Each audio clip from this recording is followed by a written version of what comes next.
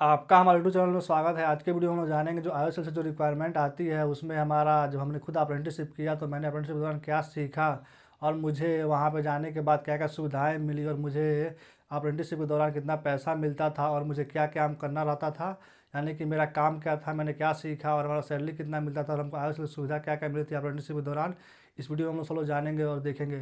चलिए वीडियो को briefly start कर लेते हैं और देख लेते हैं। अगर आप इस वीडियो में अंत तक बने रहेंगे तो आपको सारा जानकारी है उससे से जो अप्रेंटिसशिप आती है। अगर आपकी अप्रेंटिसशिप मार्केटिंग डिवीजन से है या फिर पाइपलाइन से या फिर रिफाइनरी से, सब जानकारी आपको इस वीडियो में प्रोवाइड कर देंगे। चलिए वीडियो ब्रीफली स्टार्ट कर लेते हैं और देख लेते हैं। आप वीडियो अंत तक बने रहिए।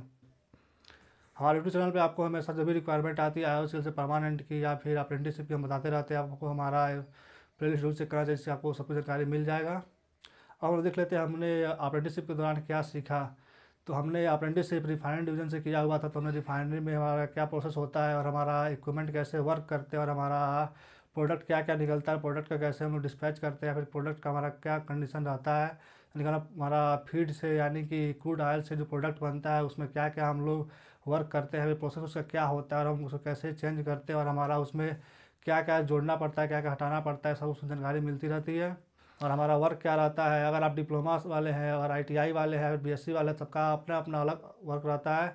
अगर आप डिप्लोमा केमिकल से है तो आपको प्रोडक्शन में डालता है, अगर आप डिप्लोमा मैकेनिकल से है तो आपको मेंटेनेंस में डालता है, अगर आप इलेक्ट्रिकल से है तो आपको इलेक्ट्रिकल डिपार्टमेंट में डालता है। यानी कि आपको अगर आप आईटीआई हो, डिप्लोमा हो या फिर ग्रेजुएट हो तो आपके लिए अलग अलग वर्क होता है। सबका अपने वर्क के अनुसार आपको वहाँ पे पोस्टिंग की जाती है और आपको वहाँ भेजा जाता है। आप अपने से जो आपके ही ब्रांच या फिर ट्रेड से जो पहले ही कर चुके हैं और वहाँ पे परमानेंट जॉब करते हैं उनके साथ आपको रहना होता है, देखना होता है क्या क्या वो काम करते हैं। आईओसीएल से जो रिक्वायरमेंट आती है परमानेंट की, वो हमेशा एक्सपीरियंस बेस पे ही मोस्टली आती है। यानी कि अगर आप अप्रेंटिसशिप किए हैं कहीं से या फिर आप कहीं और से कोई भी काम किए हैं तो एक्सपीरियंस बेस पे आपकी वहाँ पे रिक्वायरमेंट आती है।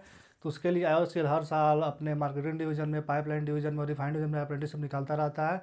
अगर आप वहाँ से अप्रेंटिसशिप कर लेते हैं तो आपको वहाँ के बारे में, वहाँ का वर्क कल्चर क्या है और पेमेंट कितना मिलता है, परमानेंट होने के बाद सब जानकारी आपको पहले ही मिल जाती है और वहाँ पर आपको क्या काम करना रहता है सब जानकारी आप पहले ही जान जाते हैं। तो आपके लिए अप्रेंटिसशिप के दौरान आप अब अगर आईओसी में जाते हैं तो आपको वहाँ का वर्क कल्चर और आपका सैलरी और आप क्या क्या सुविधा मिलेंगी, मेडिकल फैसिलिटी क्या मिलेगी, क्या मिलती है, सब जानकारी पहले ही मिल जाता है। इसलिए आप अगर अप्रेंटिसशिप ज्वाइन करते हैं तो आपके लिए वहाँ के बारे में सब जानकारी मिल जाएगी।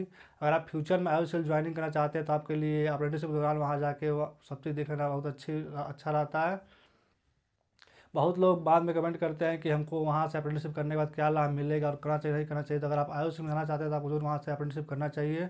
रिक्वायरमेंट जो आती है आईओसीएल में, वो हमारा आईओसीएल तीन तरह से काम करता है, एक हमारा रिफाइनरी डिवीजन में और एक मार्केटिंग डिवीजन में और एक पाइपलाइन डिवीजन में। तो अगर आप अप्रेंटिसशिप किसी भी डिवीजन से करते हैं तो आप उसके लिए एलिजिबल रहते हैं। अगर आप कहीं और से भी एक्सपीरियंस लिए तो भी आप एलिजिबल रहते हैं। तो अब देखते हैं हमारा जो मार्केटिंग डिवीजन में जो रिक्वायरमेंट आती है वो हमारा सिलेक्शन कैसे होता है और पाइपलाइन में सिलेक्शन कैसे होता है और रिफाइनरी में सिलेक्शन कैसे होता है। अगर आप मार्केटिंग और पाइपलाइन में सिलेक्शन लेना चाहते हैं तो वो हमारा जो रिक्वायरमेंट आती है वो मेरिट बेस पे आती है और आपको वहाँ मेरिट लिस्ट पे सिलेक्शन मिलता है। अगर आप रिफाइनरी डिवीजन में अप्रेंटिसशिप करना चाहते हैं तो आपको वहाँ पे आपको एग्ज़ाम क्वालिफाई करना पड़ता है, फिर आपका मेडिकल होता है, फिर आपको वहाँ पे सिलेक्शन लिया जाता है। यानी कि आपको अप्रेंटिसशिप तीन तरह से होता है। अगर आपका डिपेंड करता है, अगर आप बीएससी वाले हैं, डिप्लोमा वाले हैं और आईटीआई वाले हैं तो आप किस ट्रेड या फिर ब्रांच से अपना कोर्स किए हैं उसके अनुसार वैकेंसी आती रहती है। केमिकल की मोस्टली वैकेंसी रिफाइनरी में आती है और बाकी सब ब्रांच की मार्केटिंग और पाइपलाइन में आ भी जाती है। तो लेकिन केमिकल की मोस्टली वैकेंसी, डिप्लोमा केमिकल की मोस्टली वैकेंसी और मैकेनिकल की, इलेक्ट्रिकल की सबकी वैकेंसी रिफाइनरी में भी आती है। केमिकल के अलावा मैकेनिकल, इलेक्ट्रिकल सबकी और आईटीआई से जो भी ब्रांच होता है उनका पाइपलाइन और आपका मार्केटिंग में भी वैकेंसी आती रहती है। अगर आप कहीं से भी अप्रेंटिसशिप करते हैं मार्केटिंग से, पाइपलाइन से और आपका रिफाइनरी से, तो आपको सैलरी कितना मिलता है या फिर उसको स्टाइपेंड बोलते हैं रिफाइनरी में, या फिर अगर आप कहीं से भी अप्रेंटिसशिप करते हैं तो आपको सैलरी ना बोल के स्टाइपेंड कहा जाता है।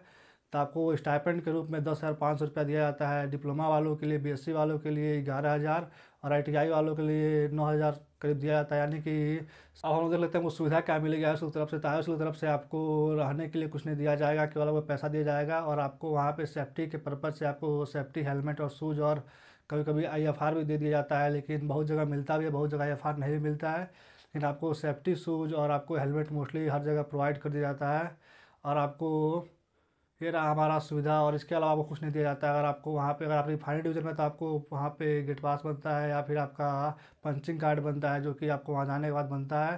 अगर आप मार्केटिंग और पाइपलाइन में है तो आपको शायद ही ऐसा कुछ मिलता है, लेकिन आपको हेलमेट हर जगह प्रोवाइड कर दिया जाता है, जो कि रिटर्नेबल बेस पे होता है।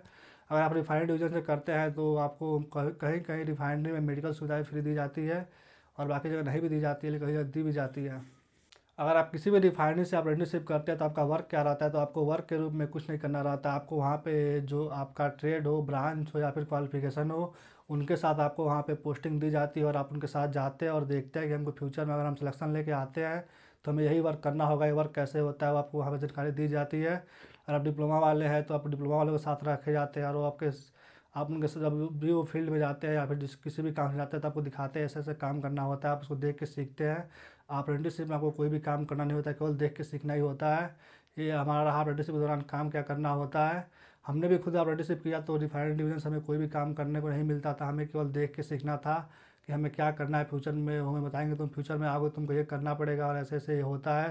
प्रोसेस हमारा क्या है, रिक्रूटमेंट वर्क कैसे करता है, और हमने प्रोडक्ट को कैसे अपना अलग अलग किया, डिस्पैच कैसे किया, फिट कैसे लिया, प्रोडक्ट कैसे बनाया। और सैलरी आपका 10,500 रुपये दिया जाता है, आपको पहले बता ही दिए हैं। रिफाइनरी डिवीज़न में अगर आप डिप्लोमा वाले हैं तो अलग 10,500 मिलेगा, ITI वाले हैं तो 9,000 मिलेगा, और ग्रेजुएशन वाले हैं तो 11,000 भी मिलता है, किसी किसी को 11,500 मिलता है। आपका ये डिपेंड करता है आपका एजुकेशन क्वालिफिकेशन क्या है।